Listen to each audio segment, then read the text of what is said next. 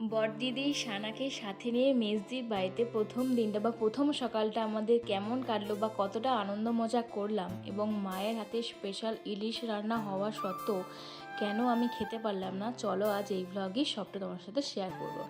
তার আগে চলো আজকে ব্লগটা শুরু করি। তো hello guys, welcome back to my channel. কেমন আছো তোমরা সবাই? আশা করছি ভীষণ ভালো আছো। ভগবানের কাছে প্রার্থনা করি তোমরা সবসময় খুব ভালো থেকো। তো চলে এসেছি আজকে আরও একটা নতুন ব্লগ নিয়ে। এখন তো আমরা মেজদির বাড়িতে আছি, তোমরা সবাই জেনেই গেছো। তো আজকেও তাই মেজদির বাড়ি থেকে একটা নতুন দিন শুরু হচ্ছে। আজকের দিনটা ছিল মনে হয় 3 দিনের দিনে হবে তৃতীয় দিন মেজদির বাড়িতে। আমরা এসেছিলাম শনিবারকে, আর রবিবার দিনে বড়দি এসেছে সন্ধ্যাবেলাতে, আর এটা সোমবারের সকাল। তো বসেই পড়েছি সকাল সকাল। আর আজকে কফি বানিয়ে এনেছে আমার জামাইবাবু, মানে সুমিতদা আজকে নিজের হাতে ডিউটি গেছিলো এবং সকাল সকাল বাড়ি ফিরে একদম আমাদের জন্য কফি টফি বানিয়ে সবাইকে ঘুম থেকে তুলেছে। তার আগে অবশ্যই মা উঠে গেছে, কিন্তু মাকে করতে দেয়নি আজকে আর কি। তো দাদাই বানিয়ে এনেছে কফিটা। আর এই যে আমরাও সবাই মিলে কফিকে ঘিরে গোল হয়ে বসে পড়েছি। এই যে সময়টা, এটার জন্য না আমরা সব সময় অপেক্ষা করে থাকি। মানে এই সকালের আড্ডাটা এবং সন্ধ্যাবেলা চায়ের আড্ডাটা ভীষণ মিস করি। যখন সবাই মিলে কেউ না থাকে, বাড়িতে একা থাকে, তখন এই সময়গুলো ভীষণ মিস করি। সেই জন্য সবসময় তো ভিডিও কল লাগিয়েই থাকি সন্ধ্যাবেলাতে। তো যাই হোক, মানে এই যে একসাথে আছি, এত গল্প মজা করেছি, মানে কি বলবো, ভীষণ মজা আড্ডা মারি সবাই মিলে একসাথে থাকলে, যেটা হয় আর কি। তো এই যে ডোডোকে তো মানে বিস্কুট, তারপরে সানাকেও বিস্কুট একটা দিতে হবে, ওরা টেস্টি টেস্টি বলবো। ওদের এই ছোটো ছোটো কথাগুলো ভীষণ ভালো লাগে ওদের মুখেতে। তো সবাই মিলে তো খাওয়া দাওয়া তো মোটামুটি সকালবেলাটা চা বিস্কুট আর মুড়ি টুড়ি দিয়ে হয়েই গেল। মাথা শুনো টুনো মুড়ি টুড়ি খাই সেই কারণে। তো তারপরে এসে গেছি আবারও ঘরটর বাগিয়ে একটু সুন্দর করে তোমাদেরকে মর্নিং জানাতে। গুড মর্নিং সবাইকে। কিন্তু ভিডিওটা হয়তো আমি পোস্ট করবো দুপুরবেলা, যাই হোক তোমরা দেখে নিও। আর এদিকে তো মা বসে পড়েছে তরকারি কাটতে। আজকে কি কি হবে জানি না, যদিও এখানে তো মুড়ি খাওয়ার জন্য শশা টশা কেটেছে, শশা পেঁয়াজ, এদিকে উচ্ছে টুচ্ছে ভাজা টাজা হবে। তারপরে একটা তরকারি আরে হবে হয়তো, বা ঝিঙা পোস্ত, আলু পোস্ত, এরকম কিছু একটা হবে, কারণ আজকে যেহেতু সোমবার সেই কারণে। আর হবে ওইদিকে ইলিশ মাছ। দিদিরা বলতে মেজদি, সুমিতদা, মা, ওরা সবাই ইলিশ মাছ খাবে, কিন্তু আমি আর বড়দিদি করবো সোমবার, সেজন্য আমরা খাবো না। সেজন্য আমাদের জন্য হবে নিরামিষ পোস্ত। ওই ঝিঙা আলু দিয়ে পোস্ত হবে, আলু ভাতে করলা, তারপরে ভাজা, ওগুলো দিয়ে আমার খাওয়া হয়ে যাবে, কোনো রকম টেনশন কিছু নেই। আর বড়দিদি তো আগের দিনের রাত্রেবেলা এসেছিলো, ওর জন্য তো মটন ছিল, ওই মটনও খেয়েছে।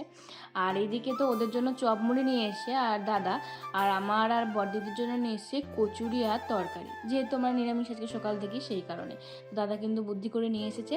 আর মায়ের এদিকে কিন্তু তরকারি কাটা হয়েই গেছে, সব কিছু দেখতেই পাচ্ছ, বেগুন টেগুন ভাজা টাজা চলবে। আর ওদিকে ফ্রিজ থেকে মাছ টাছও বের করে নিয়েছে। তারপরে মেজদি বললো আগে সবাই মুড়ি টুড়ি খেয়ে নাও, তারপরে রান্না টান্না করবে। আজকে মেজদি হেসেল হচ্ছে মায়ের দায়িত্বে, মা আজকে দায়িত্ব নিয়ে নিয়েছে যে আজকে আমিই করি। আর সুমিতদাও বলছিল যে আজকে আমি রিস্ক নেব না, মটনটা যা করেছিস, এরপরে আজকে ইলিশটা কিন্তু মাই রান্না করবে। সেজন্য মাও করছিল। আমিও বললাম যে হ্যাঁ, মায়ের হাতের ইলিশ জাস্ট ওয়াও, কিন্তু আমি খেতে পারবো না, এত মানে খারাপ লাগছে কি আর বলবো। তো যাই হোক, এদিকে তো সবাইকে সুন্দর করে পেঁয়াজ শসা সবাইকে দিয়ে দিলাম, তারপরে খাওয়া দাওয়া হয়ে গেছে সবারই। আর এদিকে মা চলে এসেছে বেগুন টেগুন ভাজতে। ওদিকে তো বড়দিদির পুজো সকাল সকাল স্নান টান করে নিয়েছে, আমি তখনও করিনি। এরপরে সবারই হয়ে যেতে এরপরে আমি করব। দাদা বলছিল যে এখানে একটা সামনে শিবের মন্দির আছে, চল ওখানে তাহলে জল ঢালতে যাবি, তো চল। না, আমি বললাম যে না, যাবো না, শাড়ি টাড়ি আনলে ভালো হতো। তারপরে কাচাকুচি জামা টাপড় ছিল, বাট আর ইচ্ছে হলো না যে না, ঘরের এখানেই দিয়ে দিই। যদিও মেজদির এখানেতে শিব ঠাকুর নেই, কিন্তু ওই দুর্গা ঠাকুরের মাথার উপরে যে শিবটা ছিল সেটাতেই মেজদি বললো ওটাতেই পুজো কর, আমি ওটাতেই করি। আর বড়দিদিও তাই ওটাতেই করেছে, আর আমিও তাই ওটাতেই করব। দাদা তো সকাল সকাল বেলপাতা ফুল টুল সব কিছু এনে দিয়েছিলো। দাদা তো অনেক বেলপাতা বা ফুল টুল এনেছিলো, অতটা দরকার নেই। এদিকে বড়দিদি তো লক্ষ্মী পুজোও করে দিয়েছে। আর আমি এদিকে শুধুমাত্র শিব পুজোটা করবো, শুধু ফুলটাই দেবো আর একটা ধূপ জ্বালিয়ে দেবো। এখানে তো জল টল দেওয়া যাবে না সেরকমভাবে, দিইও নি, দিদি হয়তো দিয়েছিল, আমি ঠিক জানি না। তো যাই হোক, মনের ভক্তিটাই আসল। যে যেমনভাবে খুশি পুজো দিতে পারবে, শুধু মনের ভক্তিটা থাকলেই হবে। যে এইভাবেই এইটাই নিয়ম, ওইভাবেই করতে হবে, সেটা কোনো বড় কথা না। তো যাই হোক, আমি তো পুজো দিয়ে দিলাম। আর তোমরা কে কে শ্রাবণ মাসে সোমবার করেছো অবশ্যই কিন্তু কমেন্টে জানিও। আমি তো 5টা সোমবারই করেছি, না শুধু একটা সোমবার আমার গ্যাপ চলে গেছিলো, আমার পিরিয়ডস হয়ে গেছিলো। ওটা বোধহয় সেকেন্ড সোমবার বা থার্ড সোমবার হবে, তখন আমি করতে পারি না ওই একটা সোমবার। তো যাই হোক, মোটামুটি আমার তো পুজো স্নান সব কিছু হয়ে গেল। এরপরে আমি কিন্তু খাওয়া দাওয়া করে নেবো। তখন ঘড়ির কাঁটায় কিন্তু বেজেই গেছে প্রায় 11টার মতন মনে হয় বেজেই গেছে। তো আজকে আমার তো খাবারটা খুবই ভালো আছে, আর কচুরি আর আলুর তরকারি আমার তো দারুণ লাগে। অনেকদিন পর কচুরি টচুরি খাওয়া হলো। তারপর যেহেতু চুলটা একটু ভিজিয়েছিলাম তার জন্য রোদে বসে আছি, আর রোদে বসে আছি এত গরম করছে সেজন্য আবার হাতে একটা পাখাও নিয়েছি, হ্যান্ড পাখা। মানে ভীষণ গরম করছিল, ঘাম দিচ্ছিলো সেই জন্য। তো সবাই বলছিল যে তোকে আর রোদে বসে চুল শুকাতে হবে না, এমনিই চুল শুকিয়ে যাবে যা তাপ। তো যাই হোক, এরকম একটু মজা ঠাট্টা চলছিল, সানাও একটু মজা টজা করছিল।